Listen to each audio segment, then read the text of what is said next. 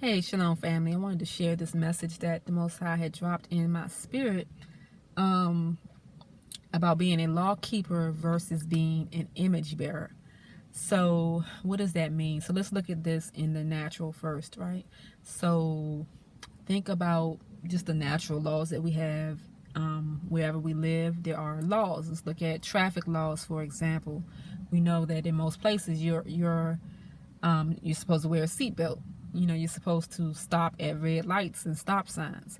You're supposed to obey the speed limit, right, wherever you're driving. You know, these are laws that we all know. Um, and so you have three different types of people when it comes to that, right? So you have one type of person who is just gonna break the law. You have one type of person who is just, you know, gonna take their chances. They're gonna get in the car and drive. They're not gonna put a seatbelt on. They may be driving under the influence of something. They may they're gonna speed. They're gonna drive whatever speed feels comfortable for them. They are going to run red lights or stop signs whenever they're, you know, whenever they don't, if they don't visually see a police officer right there, they're gonna break the law. So you have the lawbreaker. That's the first type of person. They're gonna break the law. Um, then you have the second type of person, which is a law-abiding citizen, right? So this person is going to keep the law. You know, they know the laws, and they're going to do their part in keeping that law, right? So they're not gonna drive under the influence of anything. They're going to put their seatbelt on. They're going to stop at the stop signs. They're going to stay under the speed limit. They're going to keep the law. Now, why is this person keeping the law? This person is keeping the law because they want to avoid any consequences of not keeping the law, right? So they don't want to get a ticket. They don't want to get pulled over. They don't want to get, into any type of trouble. They don't want to pay a fine.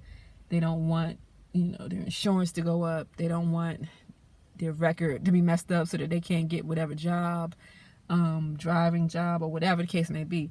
They're going to obey the law because so that they can avoid any consequences of breaking that law. So I think that majority of people may fall into that category. So you have the lawbreakers, you have the law-abiding citizens, right? But then you have another type of law-abiding citizen that they're also keeping these laws, but they're not doing so because of the fact that they're trying to avoid the consequences of being caught not doing it. They're keeping it because they intrinsically identify with the value of it, right? So they agree with the fact that driving under the influence may end up being detrimental to the health of someone else if you get into an accident. They identify with the fact that wearing a seatbelt is a good safety consideration, right? They agree with the fact that certain they should stop at a red light or stop at a traffic light so that they don't interfere with, possibly getting into an accident with somebody else.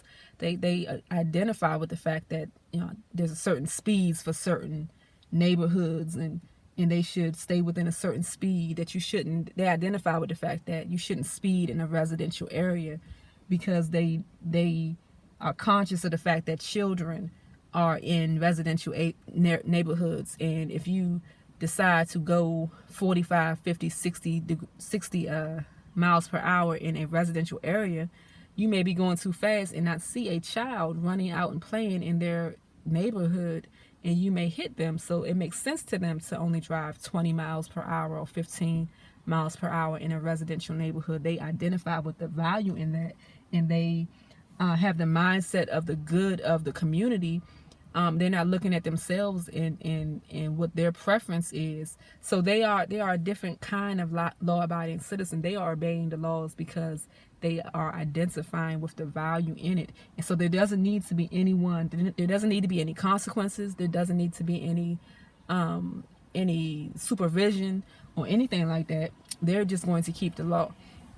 So it's the same thing when it comes to the laws of the Most High, right? So you have those who are law-abiding citizens. You can be keeping the laws of the Most High.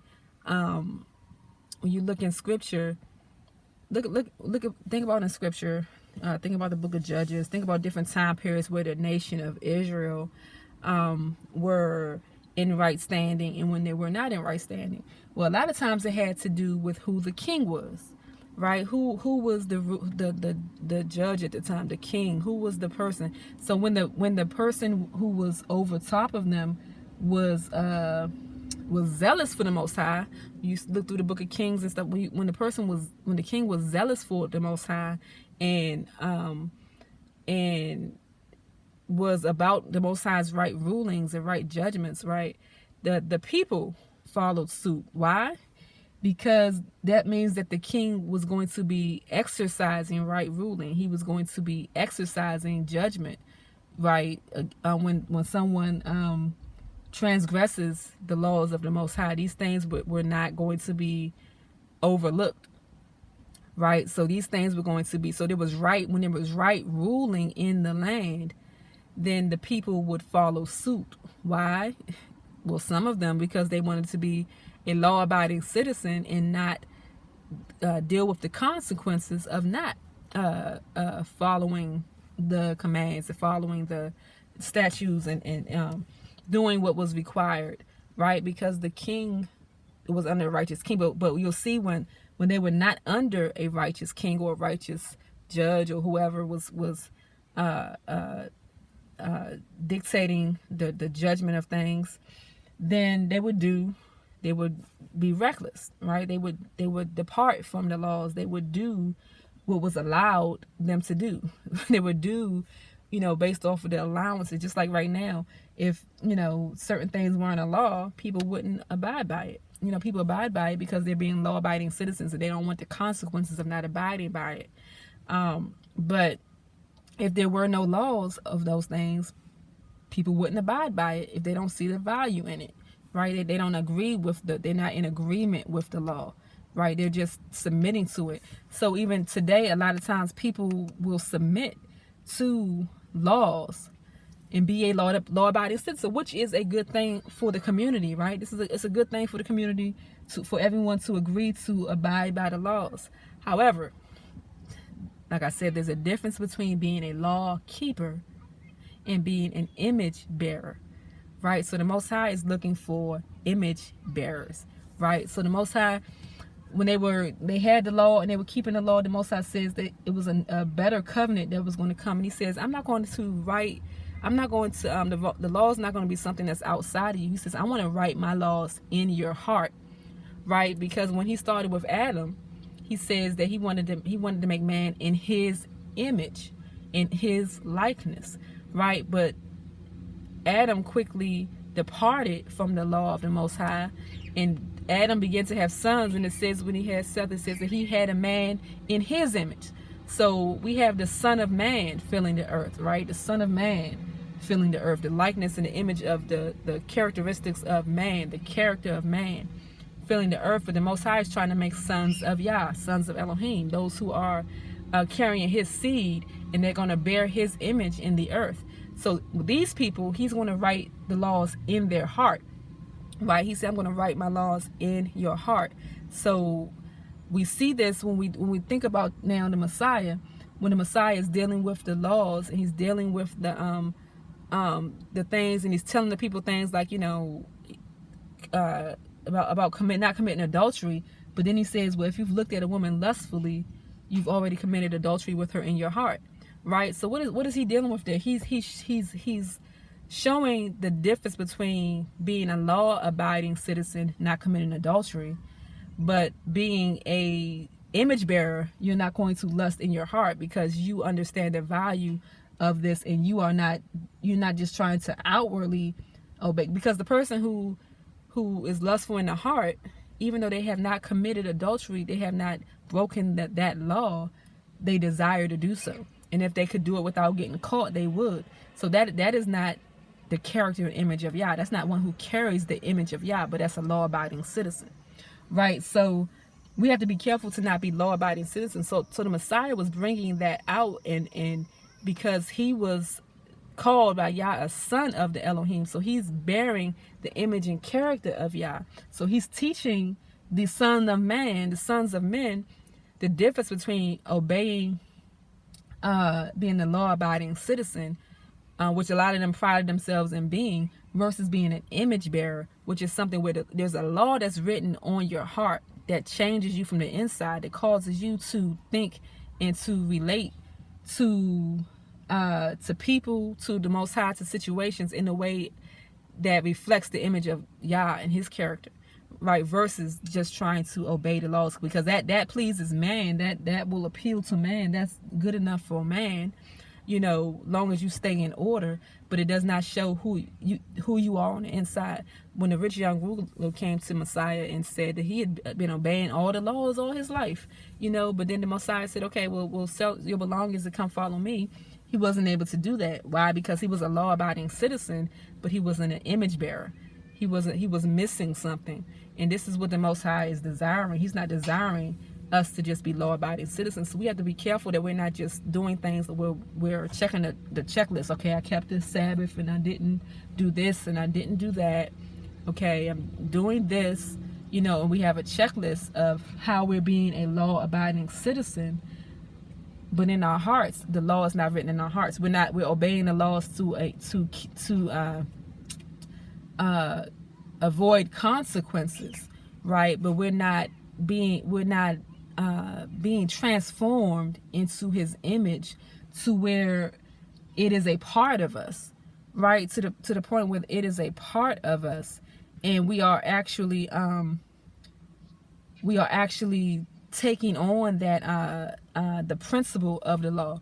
We're actually taking on and understanding and embodying the principles of the Most High's teachings, where we will actually have a love for people and a caring for the well-being of others in a way that causes us to be like the person who, even though there's no law, even though there's no police, even though there's none of these things going around, I'm still going to drive 15 miles per hour when I'm in a residential neighborhood, or 10 miles per hour, or 5, or whatever the case may be, when I'm going down a residential street, because I'm mindful of the fact that there may be children here, other than the fact of, well, the speed limit is no signs here, so I'm gonna drive how fast I want to drive.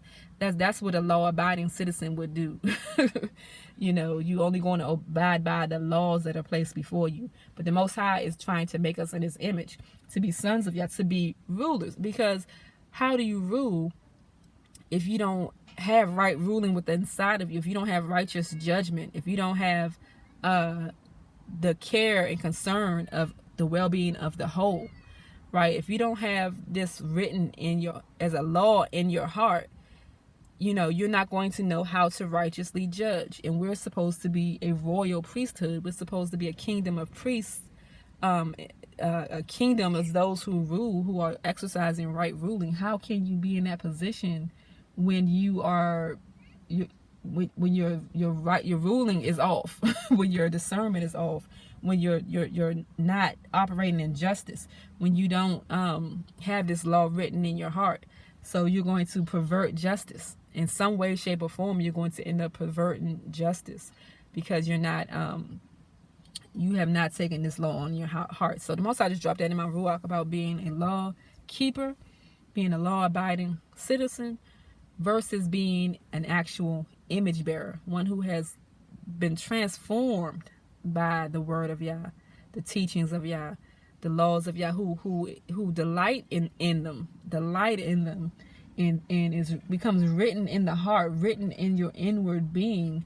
The principle of it becomes something that is a part of the fabric of your being, to where you are seeing from that lens, and you're able to righteously judge your own actions, and righteously judge, be a righteous judge of those things in whatever situation that you are in, so that the glory of Yah is revealed, and we are able to reflect his light meaning his understanding, his wisdom in every situation. So that's just a reflection. It's something that I was reflecting on when the Most High gave it to me. The difference between being a lawbreaker, a law keeper, a law abiding citizen, but going a step further, because that may be a starting point, but going a step further to be an image bearer, one who bears the image, reflects the image of the Most High into the earth. So the Most High is the standard, and he's reflecting that down to us, and we're supposed to be reflecting that light within the earth, right? That light's supposed to come down to us, and we're supposed to reflect that light into the earth. We're supposed to absorb it and reflect it, right? So we're supposed to take that on and take that in, and then be examples of that, so that righteousness can be established in the earth, so that his right ruling and righteousness that goes beyond us to think of the good for the whole, right? Because that's what righteousness, it goes beyond my preferences and what works for me and what I think in my perspective, but what is good for the whole, right? What's best for the whole, seeing beyond, my limited sphere, but being able to see beyond and judge based off of that. When it talked about Messiah in Isaiah 11, it says he's not going to judge by his eyes, what he hears, what he sees, but he's going to judge based off of righteousness, right? He's going to judge based off of what he sees and hears from the Most High, right? That's what the righteous king that the Most High is establishing. And the righteous kingdom is going to be full of those type of people that are bearing the image of the Most High, so that if there's no laws, what do you live by? If there's no laws, what do you live by? What do you live by? What allowances would you give yourself if there was no laws? Versus, and that's physically in the land, or spiritually with the things of the Most High. When there's no written law, what are you living by? What are you operating out of? If you're just a law-abiding citizen, anything could go, right? But if you are an image bearer, then you're going to take on a whole different standard of being able to operate, right? So I think that's it. Just wanted to share that that it dropped into my ruach. I was reflecting on it. Wanted to share that we be just something to reflect on, that we be mindful that we are taking an effort to be able to allow his laws to be written in our hearts, and not looking for loopholes in our walk, right? Not looking for ways out, but to truly delight in the word of Yah, to truly delight in the things of Yah, to truly gain understanding, to get understanding and wisdom, and to have a compassion, because compassion and love causes you to see, right? When you have true love and compassion and care and concern for those outside of yourself, you will see things that could endanger others, and you will move you will move based off of that, right? You will consider. Love considers. So when you truly have love, you'll consider others, right? So let us continue to grow in love and righteousness, truly living in righteousness and justice. All right, family, that is it for the moment. All right, shalom, shalom.